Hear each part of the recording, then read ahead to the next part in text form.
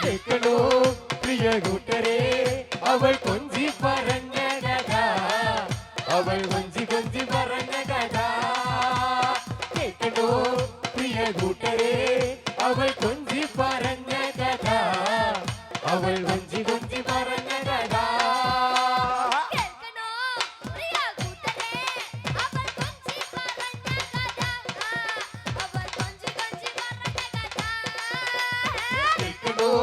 പ്രിയ കൂട്ടരെ